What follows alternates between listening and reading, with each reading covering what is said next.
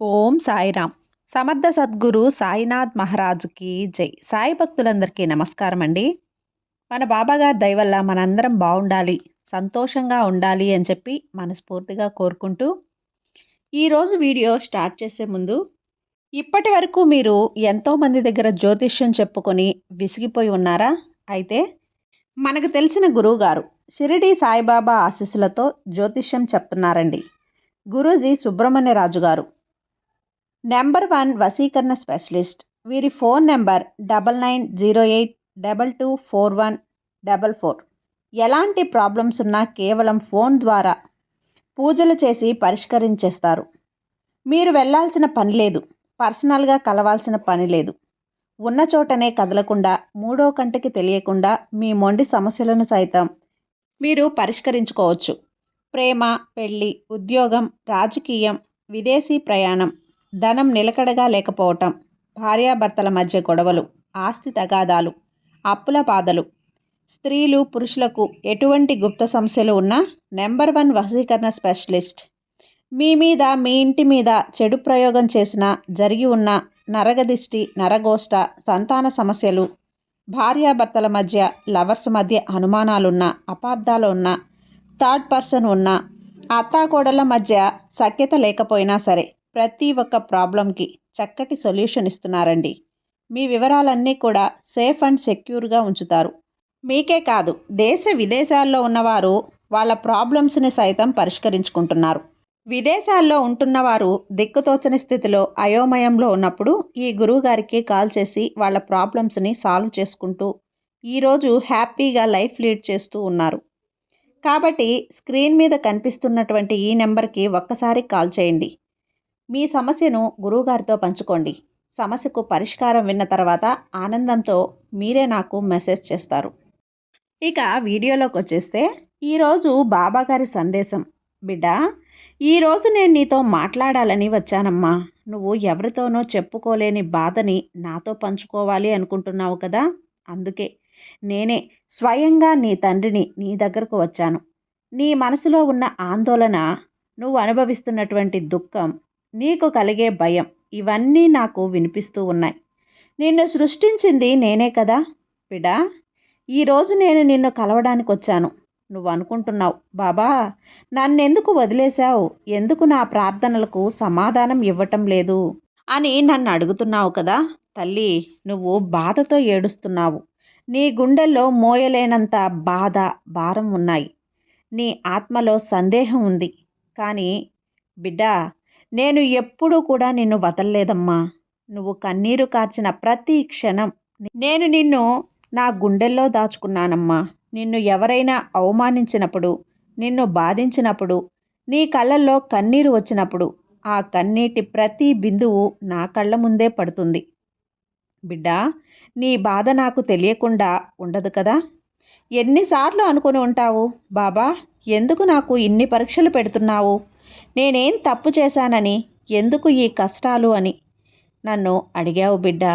కానీ పరీక్ష అంటే శిక్ష కాదమ్మా, పరీక్ష అంటే పరిణితి.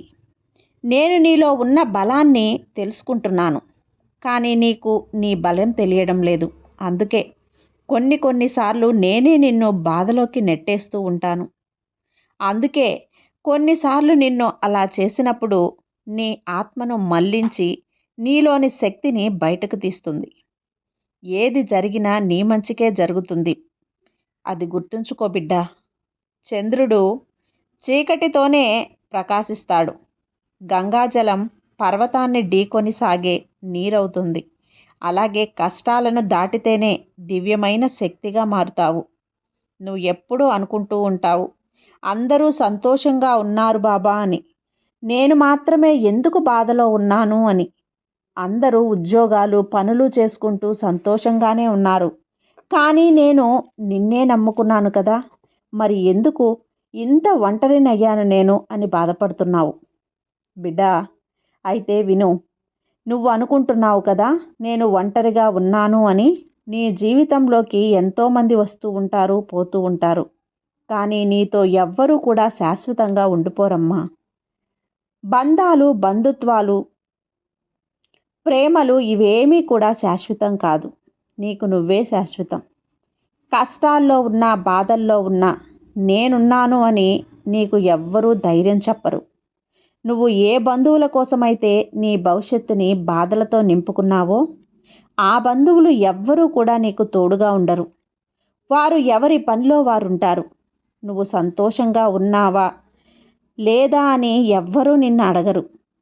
నువ్వు సంతోషంగా ఉండాలి అంటే నువ్వు ఎవ్వరి గురించి ఆలోచించకు తల్లి. ఎవ్వరూ నీతో లేకపోయినా సరే నీ శ్వాసలో నేనున్నాను. నీ మనసు ఎంత బాధతో నిండిపోయిందో నాకు తెలుసమ్మా. నువ్వు రోజూ నా ముందుకొచ్చి బాబా నా మనసుకు శాంతిని ప్రసాదించు తండ్రి అని అడుగుతావు. నీ మాటల్లో తడబాటు నాకు వినిపిస్తుంది. నీ జీవితంలో ఇప్పుడు నిశ్శబ్దం ఉంది, కొంచెం బాధ ఉంది, కొంచెం నిరాశ కూడా ఉంది. కానీ గుర్తుపెట్టుకో తల్లి, ఇదంతా కాదు. ఇది అంతం కాదు, ఆరంభం కాదు. నీకంటూ ఒక రోజు తప్పకుండా వస్తుందమ్మా. నిన్ను పట్టించుకోని వారు, నిన్ను వద్దు అనుకున్నవారు, నువ్వు లేక నేనుండలేను అని తిరిగి నీ దగ్గరకు వచ్చేస్తారు. నిన్ను తక్కువగా చూసిన వారే ఒకరోజు వస్తారు నీ దగ్గరికి. నీ ఎదుగుదలను చూసి వాళ్ళే తలదించుకుంటారు. ఆ రోజున నువ్వు నవ్వుతావు. కానీ అది గర్వంతో వచ్చిన నవ్వు కాదు బిడ్డ.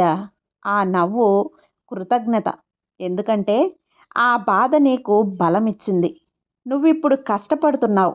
రాత్రంతా నిద్రపోకుండా ఎదురు దెబ్బలు తిని మరీ కష్టపడుతున్నావు. కానీ బిడ్డ, ఈరోజు నువ్వు కష్టపడుతున్నావు అంటే రేపు సుఖపడతావు అని అర్థం. నేనే నీకు సుఖపడడానికి మార్గం వేస్తున్నాను. జీవితం ఎప్పుడూ ఒకేలా ఉండదు కదా. ప్రతి చీకటికి కూడా ఒక ఉదయం ఉంది. నీ అడుగు ఆగిపోనివ్వకు. నీ అడుగు ఎంత చిన్నదైనా ముందుకు వెయ్యి. ఎందుకంటే నీ దారి నేనే సృష్టిస్తున్నాను.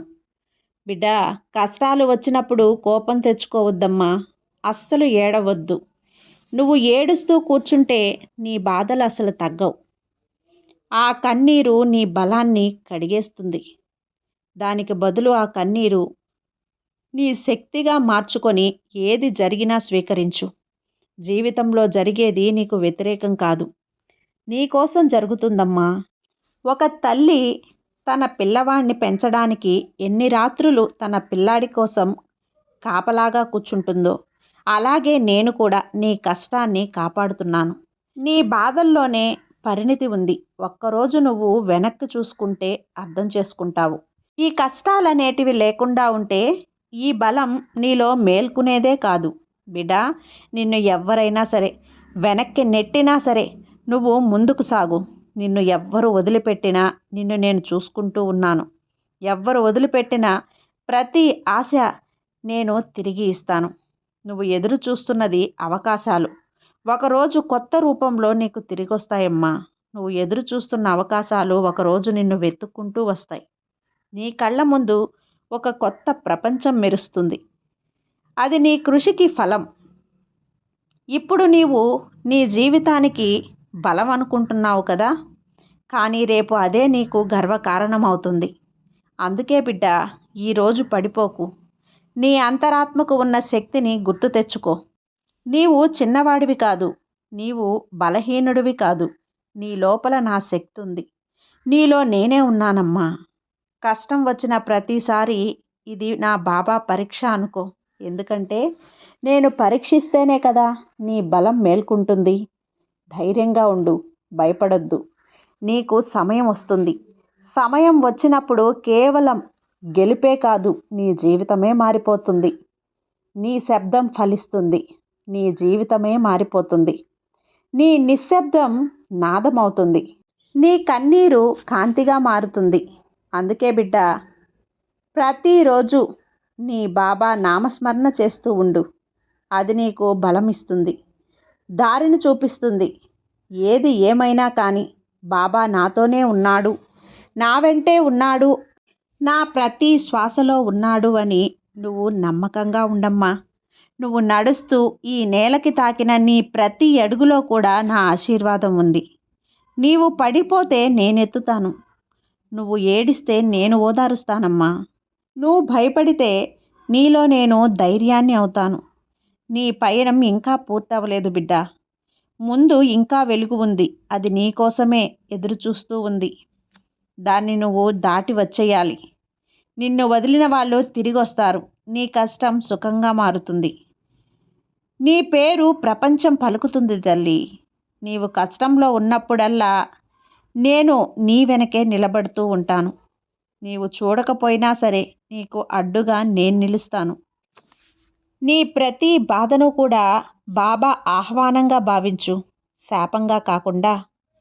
ఎందుకంటే బాధపడినప్పుడు మనిషి లోపల చూస్తాడు. ఆ లోపల నేనున్నాను. నేనే నా శక్తిని నీకందిస్తున్నాను. ఒకరోజు వస్తుంది, నీకన్నీ ధర్మ మార్గం చూపుతాను. అప్పుడు నీవు వెనక్కి చూసి నవ్వుతావు. ఆ రోజు బాబా ఈ దారి చూపించాడని నిన్ను నేను ఎప్పటికీ మర్చిపోను. బిడ్డా, నేనే కాలం, నేనే క్షణం, నేనే నీవు. ధైర్యంగా నీ బాబా మీద నమ్మకంతో ఉండు. అంతా మంచే జరుగుతుంది. నీ బాబా నీకు తోడుండగా నీకు భయం ఎందుకు చెప్పు. సర్వే జన సుఖినో భవంతు.